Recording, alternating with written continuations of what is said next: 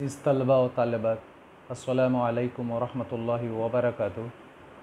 आज हम दहुम जमात की उर्दू की किताब के तीसरे सबक जो कि हिस्सा नस्र से हैं, भोला, इसके मुतालिक पढ़ेंगे। ये एक अफ़साना है और अफ़साना निगार हैं राजेंद्र सिंह बैदी, इसको इन्होंने लिखा है। इसमें उन्होंने बहुत अच्छे तरीके से जज्बात और एहसासात को पेश किया है। देखिए, राजेंद्र सिंह बैदी ये उर्दू के सफ़े अव्वल के अफ़साना निगार हैं।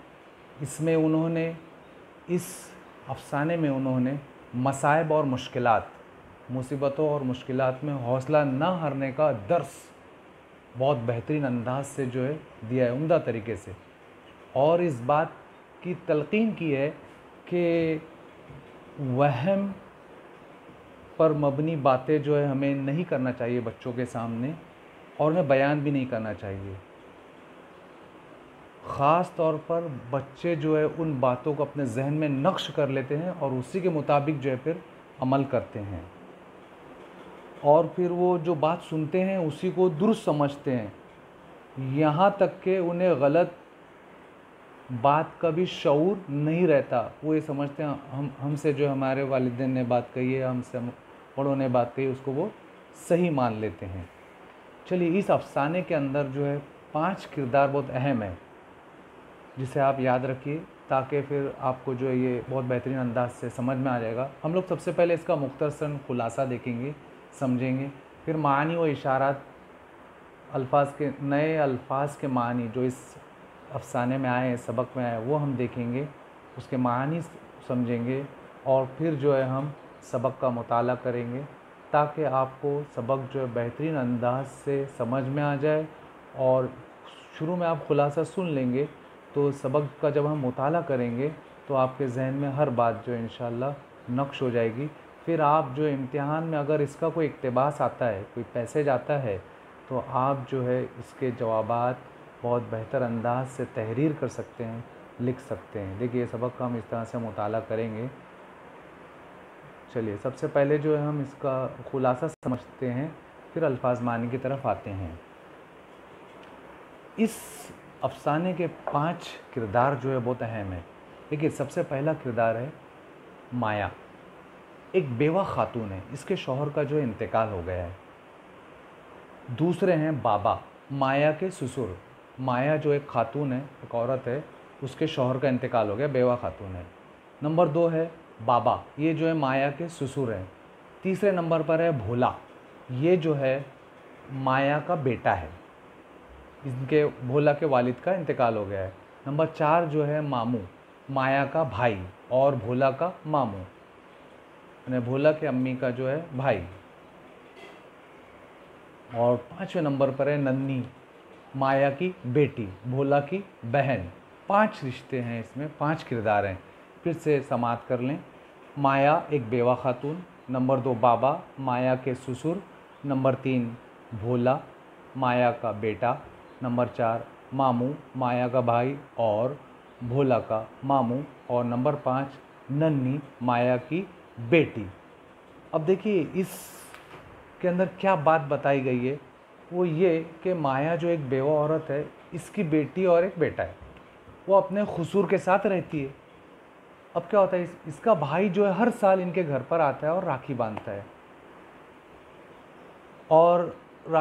है, और जो भोला है, इसके वालिद का तो इंतकाल हो गया है, तो इसके जो दादा हैं वो रात में हर रोज़ जो इसको कहानी सुनाते हैं। एक रात ऐसा होता है कि बहुत थके हुए होते हैं इसके दादा, तो वो जो है कहानी नहीं सुना पाते भोला को, और भोला ज़िद करता है, तो वो ये कहते हैं कि कल मैं सुना दूँगा। दूसरा दिन आता है, भोला जो इस बात को याद दिलाता है कि बाबा, आपने कहा था मैं कहानी कल सुनाऊँगा। अब ये दोपहर का वक्त होता है, वो जो है उसके दादा जो है, बाबा जो है, दादा यानी कि वो उन्हें बाबा कहता है, वो जो है कहानी सुनाते हैं, और कहानी वगैरह सुनाते हैं, और उससे कहते हैं कि देखो, अगर दिन में कहानी सुनेंगे तो मुसाफिर जो से रास्ता भूल जाता है। अब उनके भाई जो है अगले दिन जो है राखी का दिन होता है, उसके मामू आने वाले होते हैं। अब उसके मामू को देर हो जाती, नहीं पहुंच पाते हैं। तो अब इसके जहन में ये बात बैठ गई थी कि मैंने दोपहर में कहानी सुना तो बाबा ने कहा था कि दिन में कहानी सुनने से मुसाफिर जो रास्ता भूल जाता है, तो हो सकता है मेरे मामू जो है रास्ता भूल गए। अब रात होती है, अब वो जब सब सो जाते तो ये बच्चा भोला जो है लालटेन लेकर, शमा लेकर बाहर निकल जाता है और जो ये सोचता है कि शायद इसके मामू रास्ता भूल गए, नहीं पहुंच पाए। हालांकि उनको काम रहता है कुछ, इस वजह से वो जो नहीं पहुंच पाते हैं। थोड़ी देर के बाद जो है आँख खुलती है इनकी, बाबा की, तो देखते कि भोला तो नहीं है। और फिर वो माया को जगाते हैं। माया परेशान हो जाती एकदम, एक अजीब सी कैफियत। उसके शौहर का पहले इंतकाल हो चुका है, यानी कि भोला के वालिद का भी। अब जो है माया रोते रोते बेहोश हो जाती है। पास आस पड़ोस वाले लोग आते हैं। लोगों को शक होता है कि शायद किसी ने बच्चे का अगवा कर लिया है। अब जो है क्या होता है, काफ़ी वक्त हो जाता है, शाम का वक्त होता है। रास्ते के अंधेरे में जो है ये घूमता रहता है लड़का, और जो है उसे उसके मामू दिखाई देते हैं और वो अपने मामू के साथ घर पर आता है। तो उसके मामू पूछते हैं, तुम यहाँ क्यों खड़े हो? बोले, मैं तुमको रास्ता बताने के लिए खड़ा था, क्योंकि बाबा ने कहा था कि दिन में कहानी सुनने से मुसाफिर रास्ता भूल जाते। देखिए अजीज़ तलबा, उस बच्चे ने जो है इस बात को जहन में रख लिया कि कभी जो हम मनफी बात कह देते हैं और गलत बात, तो वो जो है बच्चों पर असरअंदाज हो जाती है। तो वो बच्चा जो है बाबा ने कहानी सुनाने को टालने के लिए कह दिया था। कभी हम ऐसा होता है कि अपने बच्चों को हम टालने के लिए कोई बात कह देते हैं। कह दिया था कि दिन को कहानी सुनाने से मुसाफिर रास्ता भूल जाते हैं, और भोला ने इसे बिल्कुल सच समझ लिया था और जो है लेकिन बाद में सब मिल जाते हैं आपस में। तो इस तरह से जो इसके अंदर ये बात जो है बताई गई है बहुत बेहतरीन अंदाज से। अब आपके सामने जो है अल्फाज के मानी पढ़े जाएंगे, ये खुलासा आपके जहन में रहे, रिश्ते आपके जहन में रहे, तो आपको ये सबक जो है बहुत आसानी से समझ में आएगा। देखिए अभी हम लोग अल्फाज मानी देखते हैं। सबसे पहला लफ्ज़ है इसमें सुहाग लुटना, शौहर का इंतकाल हो जाना। माया के शौहर का इंतकाल हो गया। तस्दीक करना, सच्चाई तस्लीम करना, साबित करना। तअम्मुल हिचकिचाहट, तअम्मुल हिचकिचाहट। तलकीन करना, समझाना, चिताना। अज खुद, खुद से, अज यानी से। रूह फरसा, रूह को तकलीफ़ देने वाला। जोहड़, पानी से भरा हुआ गढ़ा। तवक्कुफ़, ताख़ीर, वक़फ़ा, तवक्कुफ़। पटवारी, गांव की ज़मीन की पैमाइश करने वाला। अगन बोट, आग से चलने वाली नाव। दिया सिलाई दिखाना, आग जलाना, मुराद चिराग रोशन करना। मुतफ़िक्किराना, सोचते हुए, मुतफ़िक्किराना, सोचते हुए। कलेजा शक़ होना, सदमा पहुंचना, बहुत दुख होना। कोस, 2 मील का फासला। दफ़ातन, अचानक। तो ये नए अल्फाज के मानी थे जो आप लोगों ने समाअत किए। उम्मीद करता हूँ आप मानी समझ गए होंगे। अब जो है हम लोग आगे बढ़ते हैं सबक की तरफ। आपके जहन में रहना चाहिए तमाम रिश्ते, एक बार मैं फिर कह देता हूँ, ताकि आप जब ये सुनेंगे हम तो हमको जो है इस अफ़साने का लुत्फ़ अच्छे से आए, और उसमें जो है माँ के, बच्चे के, बाबा के, भाई के जो एहसासात और जज्बात इस अफ़साने में जो है अफ़साना निगार ने बताया है, वो उससे जो हम अच्छी तरीके से वाकिफ़ हो सकें। पहला किरदार है माया, एक बेवा खातून। दूसरे हैं बाबा, माया के ससुर हैं। तीसरे हैं भोला, माया का बेटा। चौथे हैं मामू, माया का भाई और भोला का मामू। और पांचवी है नन्नी, माया की बेटी। माया जो है मेन है इसमें। माया की एक बेवा खातून है, उसका बेटा है भोला, उसकी बेटी है नन्नी, उसका मामू है और बाबा है, यानी कि माया के ससुर। चलिए हम लोग सबक को देखते हैं। आप लोग स्क्रीन पर देखिए, सबक आपके सामने हाजिर है। हम लोग जो पढ़ते हैं और उसको समझने की कोशिश करते हैं। मैंने माया को पत्थर के कूजे में मक्खन रखते देखा, है ना। माया बेवा औरत। छाछ की खटास को दूर करने के लिए माया ने कूजे में पड़े हुए मक्खन, कूज़ा जो है एक छोटा बर्तन प्याला, कूज़े में पड़े हुए मक्खन को कुएं के साफ पानी से कई बार धोया। इस तरह मक्खन के जमा करने की कोई ख़ास वजह थी। ऐसी बात उमूमन माया के किसी अजीज़ की आमद का पता देती थी। यानी जो ये घी बनाने के लिए, जो मक्खन बनाने के लिए, मक्खन घी बनाने के लिए जो ये छाछ की खटास को दूर कर रही थी, मक्खन बना रही थी, तो इससे ये मालूम होता था घर में कि अब कोई आने वाला है, यानी कि उसका भाई आने वाला था, माया का भाई, भोला का मामू। हाँ, अब मुझे याद आया, 2 दिन के बाद माया का भाई अपनी बेवा बहन से राखी बंधवाने के लिए आने वाला था। हिंदुओं में भाई जो है बहन को राखी बांधता है। यूँ तो अक्सर बहनें भाइयों के यहाँ, हाँ अक्सर के बहनें जो है भाइयों के यहाँ जाकर राखी बांधती हैं, मगर माया का भाई अपनी बहन और भांजे से मिलने के लिए खुद ही आ जाया करता था और राखी बंधवा लिया करता था। बहनें जो हैं जाती हैं, लेकिन यहाँ जो है उसका भाई खुद आता था और राखी बांधता था। राखी बंधवा कर अपनी बेवा बहन को यकीन दिलाता कि जब तक इसका भाई जिंदा है, इसकी हिफाजत की जिम्मेदारी अपने कंधों पर लेता है।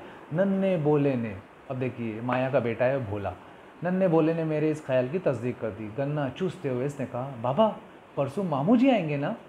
अब जो ये बाबा से कहता है, यानी कि अपने दादा से, कि परसों मामू आने वाले हैं। मैंने अपने पोते को प्यार से गोद में उठा लिया और मुस्कुराते हुए कहा, बोले तेरे मामू जी तेरी माता जी के क्या होते हैं? देखिए दादा जो है बच्चे से पूछ रहे हैं, तेरे मामू तेरे माता जी के, यानी तुम्हारे अम्मी के, तुम्हारे वालिदा के क्या होते हैं? भोले ने कुछ तअम्मुल के बाद जवाब दिया, यानी कुछ वक्फे के बाद, कुछ ठहर कर, तअम्मुल ठहरना, वक्फा। मामू उसके अम्मी के जो है भाई हैं, भोला के अम्मी के जो है भाई हैं, यानी कि मामू थे। माया खिलखिला कर हंसने लगी, उसकी माँ जो है खिलखिला कर हंसने लगी।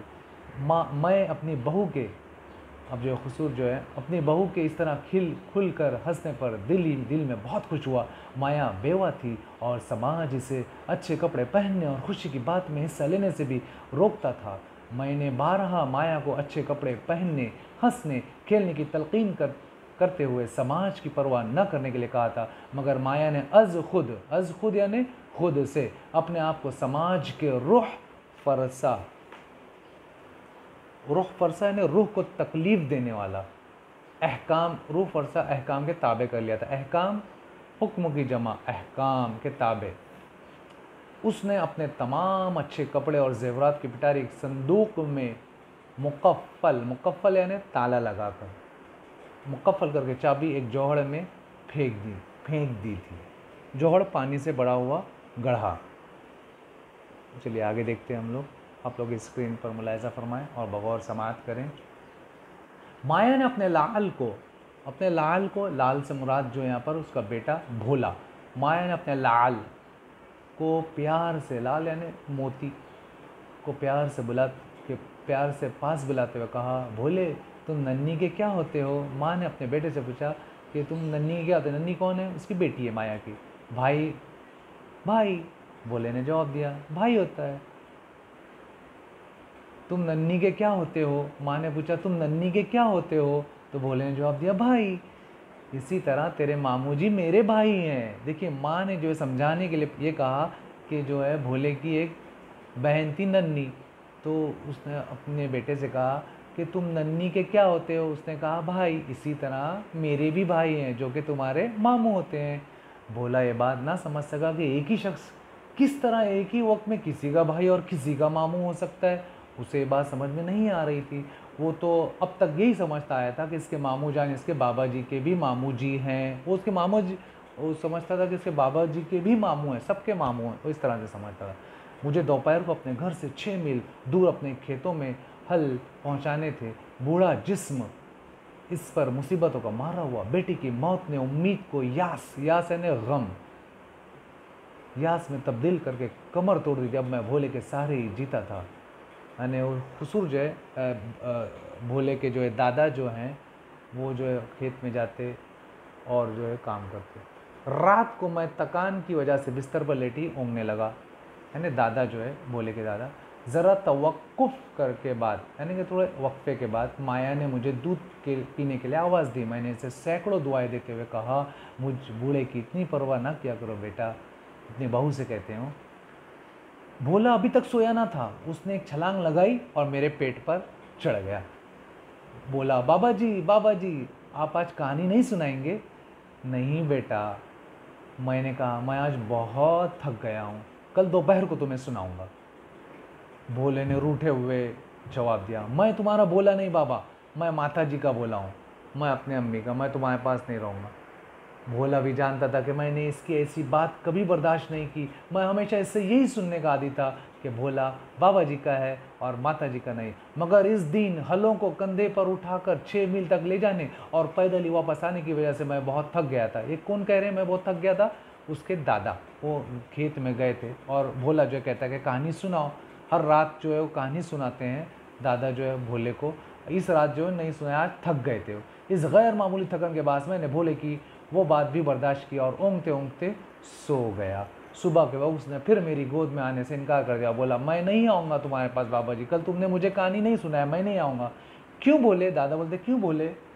बोला, बाबा जी का नहीं, बोला माता जी का है। अब मैं माता जी का हूँ अपने। मैंने भोले को मिठाई के लालच से मनाया कि मैं तुमको मिठाई दूंगा, आ जाओ। और चंद ही लम्हात में वो बाबा जी का भोला बन गया। अब वो आ जाता है बाबा जी के पास, यानी उसके दादा के पास, और मेरी गोद में बैठ गया, उसके दादा की गोद में बैठ गया और अपनी नन्ही टांगों के गर्द के मेरे जिस्म से लपटे हुए कंबल को लपेटने लगा। माया ने पाव भर मक्खन निकाला और इसे कुज़े में डालकर, यानी कि एक मिट्टी के छोटे बर्तन में छोटे से कटोरे में डालकर कुएं के साफ पानी से इसकी खटास को धो डाला। अब माया ने अपने भाई के लिए सैर के करीब मक्खन तैयार कर लिया था, एक सैर।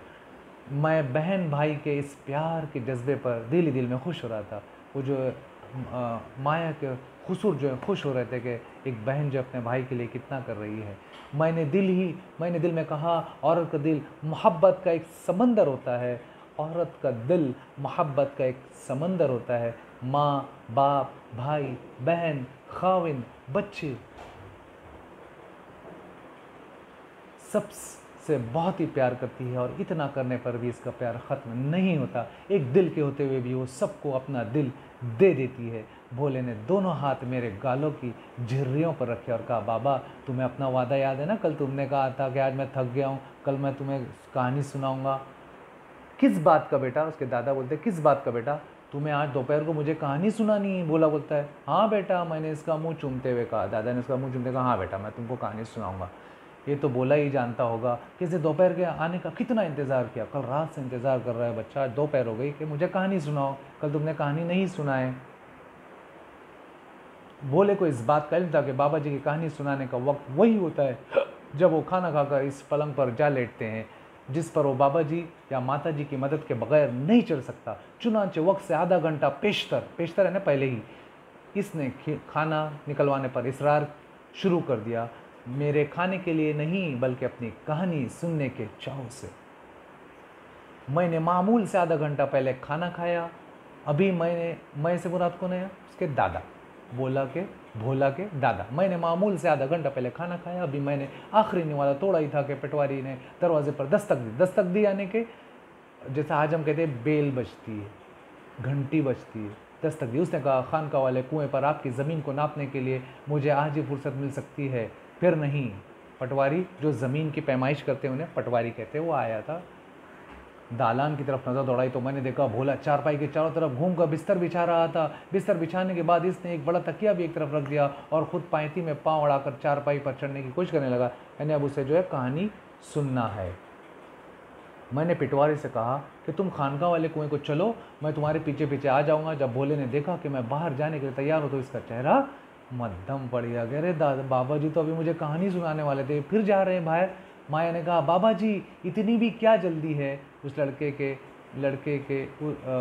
माँ ने कहा, बाबा जी इतनी भी क्या जल्दी है? खानका वाला कुआं कहीं भागा तो नहीं जाता, आप कम से कम आराम तो कर लें। ओह, मैंने ज़ेरे लब कहा, ज़ेर यानी नीचे, लब यानी होंठ, यानी दिल ही दिल में कहते हैं ना। पटवारी चला गया तो फिर ये काम एक माह से इधर ना हो सकेगा। माया खामोश हो गई। भोला मुँह बसोरने लगा, इसकी आंखें नमनाक हो गईं। देखिए यहाँ जो ये लफ्ज़ को आप लोग ज़रा गौर से देखें। देखिए आंखें नमनाक हो गईं।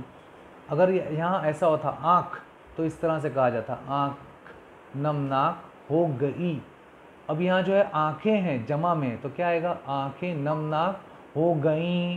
और अगर आंख रहता तो आंख नमनाक हो गई, आंखें नमनाक हो गई। तो ये जो है वाहिद जमा का सेगा जो है आप लोग जहन में रखिए। अक्सर ऐसा होता है कि हम तलबा और तालिबात जो है गलती कर जाते हैं, हो गई है और हैं का फ़र्क नहीं समझ पाते हैं। इसने कहा बाबा मेरी कहानी, मुझे कहानी सुनाओ। फिर जाओ, मुझे कहानी आपने सुनाई नहीं बाबा जी। बोले मेरे बच्चे, मैंने टालते हुए कहा, दादाजी ने टालते हुए कहा, अरे मेरे बच्चे, दिन को कहानी सुनाने से मुसाफिर रास्ता भूल जाते हैं। देखिए यहाँ एक जो इनसे गलती हो गई, उन्होंने जो बात को टालने के लिए बात कही थी कि दिन में कहानी सुनाने से मुसाफिर रास्ता भूल जाते हैं। और देखिए एक दूसरी तरफ देखिए, एक दूसरा पहलू कि उसके जो है मामू आने वाले, उसके जहन में, बच्चे के जहन में ये है मेरे मामू आने वाले हैं, रास्ता भूल जाते हैं। भोले ने सोचते हुए कहा बाबा तुम झूठ बोलते हो, हमें बाबा जी का भोला नहीं बनना, मैं फिर मेरी माता जी का भोला बन जाऊँगा। अब जबकि मैं थका हुआ भी नहीं था और 15-20 मिनट आराम के लिए निकाल सकता था, भोले की इस बात को आसानी से किस तरह बर्दाश्त कर लेता। मैंने अपने शाने से, मैंने अपने कंधे से चादर उतार कर चारपाई की पायती पर रखी और पलंग पर लेटते हुए भोला से कहा अब कोई मुसाफिर रास्ता खो बैठे तो इसके तुम जिम्मेदार होगे। और मैंने भोले को दोपहर के वक्त, हमेशा वो रात के वक्त कहानी सुनाते थे, आज जो कल रात में वो कहानी नहीं सुना सके तो आज दोपहर में उस भोला को कहानी सुना रहे। और उन्होंने ये बात भी बताई कि दिन को कहानी सुनने से मुसाफिर रास्ता भूल जाते हैं। बात को टालने के लिए उन्होंने कहा, लेकिन भोला ने नहीं माना। तब उनको जो दोपहर में ही जो कहानी सुनानी पड़ी, कहानी सुनाते हैं। मैंने भोले को दोपहर के वक्त 7 शहजादों और 7 शहजादियों की कहानी सुनाई। भोला हमेशा इस कहानी को पसंद करता था, इसके आखिर में शहजादे और शहजादी की शादी हो जाए। मगर मैंने इस रोज़ भोले के मुंह पर खुशी की कोई अलामत न देखी, बल्कि अफसरदा मुंह बनाए हल्के हल्के कांपता रहा। आज उसके चेहरे पर खुशी नहीं थी, क्योंकि उसके मामू अभी तक नहीं पहुँचे थे। इस ख्याल से कि पटवारी खानका वाले कुएं पर इंतजार करते करते थक कर कहीं अपने गाँव का रुख न कर ले, मैं जल्दी जल्दी अपने नए जूते में दबती हुई एड़ी की वजह से लंगड़ाता हुआ भागा। शाम को जब मैं वापस आया और जूं ही मैंने दहलीज में यानी कि उसकी सीढ़ियों में कदम रखा, भोले ने कहा बाबा आज मामू जी आएंगे ना। फिर क्या हुआ बोले, मैंने पूछा। मामू जी अगन बोट लाएंगे। वो दादा बोलते क्या होगा वो आएंगे तो बच्चा बोलता है मामू जी मेरे लिए अगन बोट लाएंगे। अगन बोट कहते हैं आग से चलने वाली नाव को। मामू जी के सर पर मकई के भुट्टों का ढेर होगा ना बाबा, हमारे तो मकई होती ही नहीं। अब देखिए उसके जहन में आ रहा है कि मकई लाएंगे, भुट्टे खाऊंगा मैं, और तो और ऐसी मिठाई। देखिए एक जो है बच्चा भांजा जो ये जहन में रखता है कि मेरे लिए मामू जो है ये चीज़ लाएंगे, मिठाई लाएंगे वगैरह वगैरह, जो आपने ख्वाब में भी ना देखी होगी। मैं हैरान था। बाबा कहते हैं दादा जो इसके हैरान थे और सोच रहा था किस खूबी से ख्वाब में भी न देखी होगी कि अल्फाज 7 शहजादों वाली कहानी के बयान में से इसने याद रखे थे। वही जुमले वो दोहरा रहा था जो उसने कहानी में सुना था। देखिए बच्चे जो बहुत शार्प माइंडेड होते हैं, बातों बचपन में जो बच्चे बहुत फ़ौरन बातों को अपने जहन में नक्श कर लेते हैं। जीता रहे बाबा ने, यानी कि उसके दादा ने बोला, भोला से कहा जीता रहे बेटा। मैंने दुआ देते हुए कहा बहुत ज़हीन लड़का होगा और हमारा नाम रोशन करेगा। अज़ीज़ तलबा व तालिबात, आप भी जो है सबक को गौर से समाअत करें और जो है इसको जहन में रखने की कोशिश कीजिए और इसकी सरगर्मियाँ मुकम्मल कीजिए, ताकि आपका भी शुमार जो है ज़हीन लड़के और लड़कियों में हो जाए। शाम होते ही भोला दरवाजे में जा बैठा ताकि मामू जी की शक्ल देखती अंदर की तरफ दौड़े और पहले अपने माता जी को और फिर अब मुझे अपने मामू जी के आने की खबर सुनाए। अब जो है भोला जो है दरवाजे पर बैठ जाता है। दियों को दिया सिलाई दिखाई गई, यानी कि चिराग जलाए गए। जू रात का अंधेरा गहरा होता जाता, दियों की रोशनी ज़्यादा होती जाती, दियों की यानी कि चिरागों की। तब क्या होता है, मुतफ़िक्किराना लहजे में, यानी कि बहुत सोचते हुए, डरते हुए माया ने कहा बाबा जी भैया अभी तक नहीं आए, मुमकिन है कोई ज़रूरी काम आ पड़ा हो, राखी के रुपए डाक में भेज देंगे। मगर राखी, हाँ राखी की कहो, इन्हें अब तक तो आ जाना चाहिए था। मैंने भोले को ज़बरदस्ती दरवाजे की दहलीज पर से उठाया। भोले ने अपनी माता से भी ज़्यादा मुतफ़िक्किराना लहजे में कहा माता जी मामू जी क्यों नहीं आए। सोचते हुए परेशान होते हुए उसने कहा मामू क्यों नहीं आए मम्मी। माया ने भोले को, माया कौन है, भोले की माँ, माया ने भोले को गोद में उठाते हुए और प्यार करते हुए कहा, शायद सुबह को आ जाएं तेरे मामू जी मेरे भोले। फिर भोला कुछ देर बाद सो गया। अब देखिए आगे क्या होता है।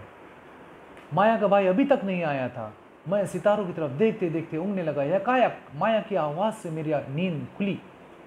वो दूध का कटोरा लिए खड़ी थी। बेटी, तुम्हें इस सेवा का फल मिले बगैर न रहेगा। देखिए अपने हुजूर की कितनी खिदमत कर रही है। तभी मेरे पहलू में बिछी हुई चारपाई पर से भोला आंखें मलते हुए उठा। उठते ही उसने पूछा, बाबा मामू जी अभी तक क्यों नहीं आए? आ जाएंगे बेटा, सो जाओ और सुबह सवेरे आ जाएंगे। दादाजी ने भोला से कहा। अपने बेटे को अपने मामू के लिए इस कदर बेताब देखकर माँ जो है, माँ का दिल इतना नर्म होता है। देखिए अपने बेटे को अपने मामू के लिए इस कदर बेताब देखकर परेशान माया भी कुछ बेताब से हो गई कि हाँ मेरा भाई क्यों नहीं आया अभी तक। ऐन इसी तरह जिस तरह एक शमा से दूसरी शमा रोशन हो जाती है, कुछ देर के बाद वो भोले को लिटाकर थपकने लगी। फिर अब भोले को फिर सुलाने लगी। थपक थपक कर जो है फिर से सुलाने लगी। माया की आंखों में भी नींद आने लगी। दिन भर के कामकाज की थकन से माया गहरी नींद सोती थी। मैंने माया को सो जाने के लिए कहा और भोले को अपने पास लिटा लिया। अब दादा ने जो हुजूर ने जो है माया का आप सो जाओ और भोले को उन्होंने अपने पास लिटा लिया। अब क्या होता है देखिए आगे। बत्ती जलती रहने दो, सिर्फ धीमी कर दो। मेले की वजह से बहुत से चोर चुका इधर उधर घूम रहे हैं। मैंने माया से कहा। सबसे बड़ी बात ये थी कि इस दफ़ा मेले पर जो लोग आए थे वो इनमें ऐसे आदमी भी थे जो कि बच्चों को अगवा करके ले जाते थे। पड़ोस के गांव में दो एक ऐसी वारदात है ना, हादसा, ऐसे वारदातें हुई थीं। देखिए वारदातें जमा में आए, अभी वारदातें हुई थीं। अगर इसको हम कहते वारदात हुई थी और वारदातें हुई थीं, इसीलिए मैंने भोले को अपने पास लेटा लिया। मैंने देखा भोला जाग रहा है। इसके बाद मेरी आंख लगी। अब क्या होता है कि वो बच्चे को अपने पास लेटा लेते हैं दादाजी जो है।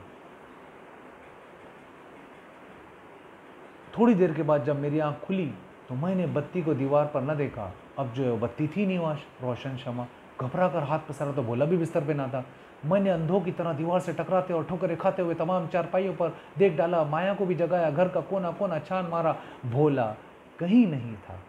भोला जो है बाहर निकल गया था। वो कंदील लेकर के बाहर निकल गया था मामू की याद में। अब जो है घर पर उसके दादा और उसकी माँ परेशान।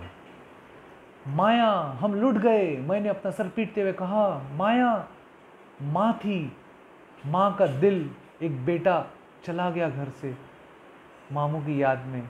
माया माँ थी। इसका कलेजा जिस तरह शक हुआ, उसका कलेजा फट गया।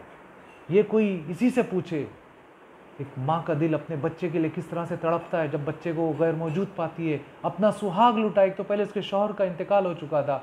अपना सुहाग लुटने पर उसने इतने बाल ना नोचे थे जितने कि इस वक्त नोचे अपने बेटे को ना पाकर। घर में रात का वक्त वो दीवानों की तरह चीखें मार रही थी।